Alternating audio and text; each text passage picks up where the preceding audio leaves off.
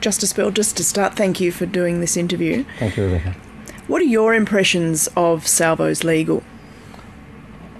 Competent, committed, focused, caring, and energetic.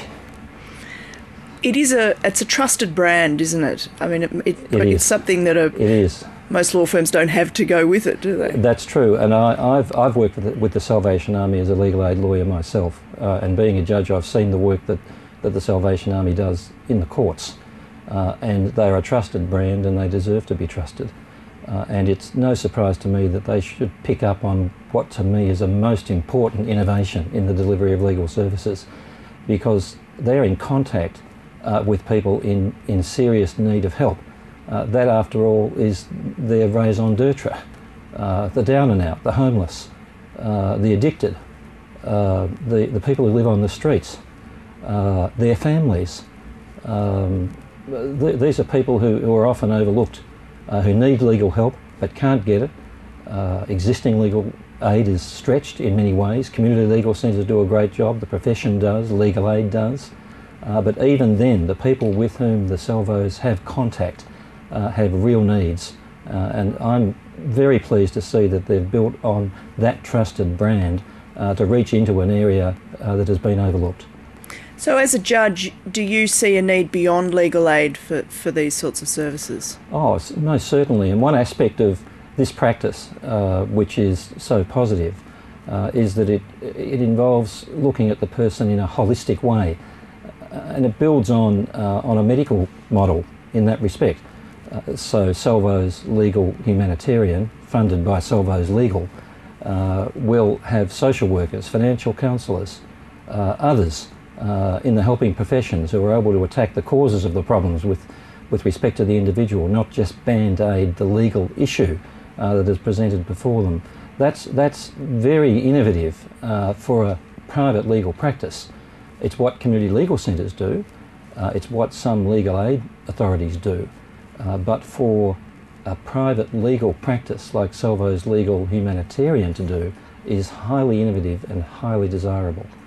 You say it's innovative, and of course it is in Australia, but you wrote about such a thing 30 years ago, and I believe the idea's been around for longer than that. I did, with my colleagues, especially my colleague Dennis Nelthorpe, with whom I established a poverty law practice, as we called it then, in Footscray in Melbourne. And we had to break through a few regulatory barriers in order to achieve that. For example, then you couldn't be employed by a public trust like the Salvation Army and charge legal fees and give them to the trust. You couldn't advertise. There were other regulatory issues that we had to deal with. But we were too small, and the Salvos are of a wholly different order of magnitude. You might say we were a megabyte and they're a tetrabyte, and you need one before the other, and I'm personally proud to think that small idea has grown into such a big one. And it has grown very, very quickly. It's only, I think, less than 18 months since our program first told the story about the humanitarian legal service, and then in that story it was flagged that they were planning this commercial arm. Yes, well, this is a good idea whose time has come, clearly. And the idea of harvesting another source of money, not a single dollar of existing legal aid funding will be consumed by this new form of legal delivery, is a seriously interesting innovation in spreading existing funding in a way that meets legal needs better than the current mechanisms. So I think it's the fact that the idea is a good one. It's been picked up by an institution, that's to say the Salvos, with serious organisational nous and serious moral intent. And they've applied that nous and that intent in a way which I think will be successful, and they've got the advantage of size, which we did not have. We were a small local community committee. They're a big international institution based, of course, nationally in Australia, and they've got a much better chance of success than we have.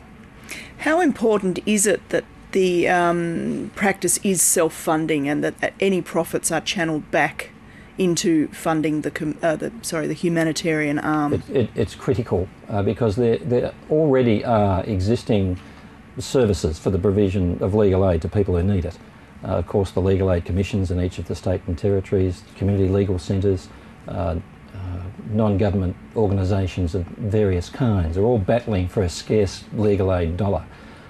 But this idea takes the possibility, which I think will be the actuality, of a significant income stream from earning private fees through Salvo's legal and then using the profits, no doubt modest but significant, to fund the humanitarian arm. And that's an independent source of funding. It comes with no strings attached. It can be applied towards the ethical and moral not-for-profit ends of Salvo's legal humanitarian. And so I think it's of great importance that it be a separate funding source. It's been dubbed a win-win situation in that business who would have to pay a lawyer or a law firm to conduct their legal work wherever they took their business. But the beauty of this is that they can see a good end for that money. They can. Now, the idea of businesses doing business ethically is a modern idea. We see that in the environmental movement. We see it in other areas. This is an example of that kind of triple bottom line being applied in the law. That's new. It's interesting, seriously innovative, and I think it's an idea that will go in other directions. Do you think big business will embrace it? They will embrace it. There will be a share of the market which Salvo's legal will attract. Not all of it. They're not suited for a lot of the legal work which big businesses have, but they are suited for some of it. They're not suited for big litigation, for example. They're more suited for transactional work. They're more suited for conveyancing and property work than they might be for other kinds of commercial work, which requires higher order legal expertise.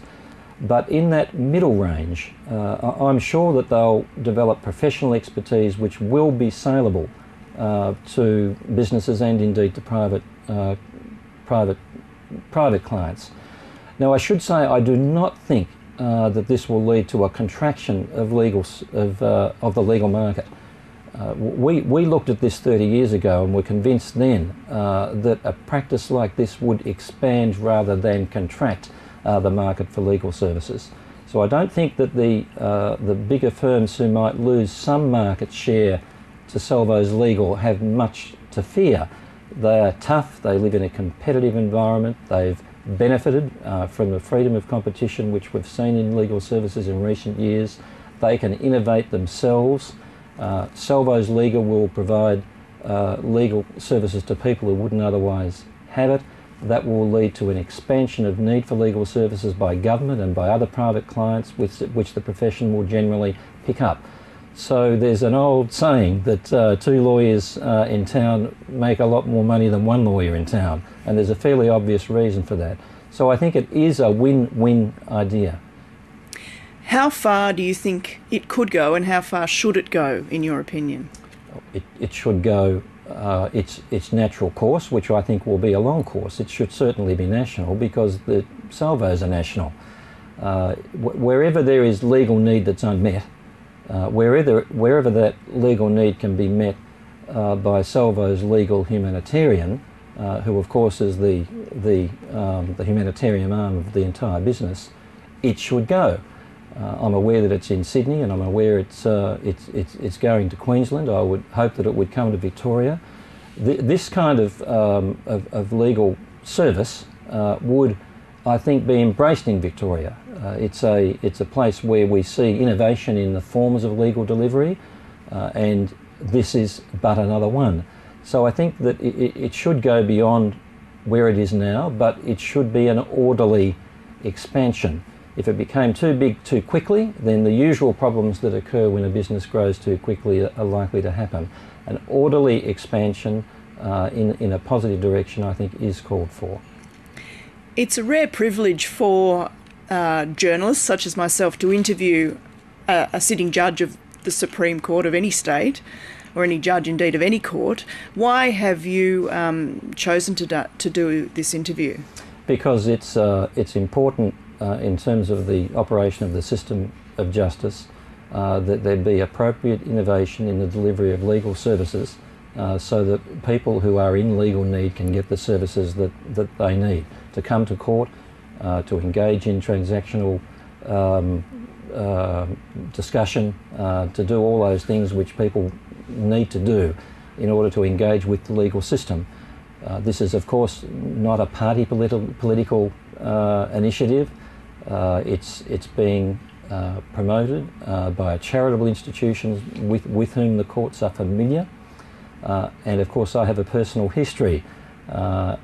So many years ago, 30 years seems like a long time, I was a young lawyer at the time with my colleagues trying to do precisely the same thing. So for all those reasons, I think it was appropriate, you are right, as an exception for me to grant this interview.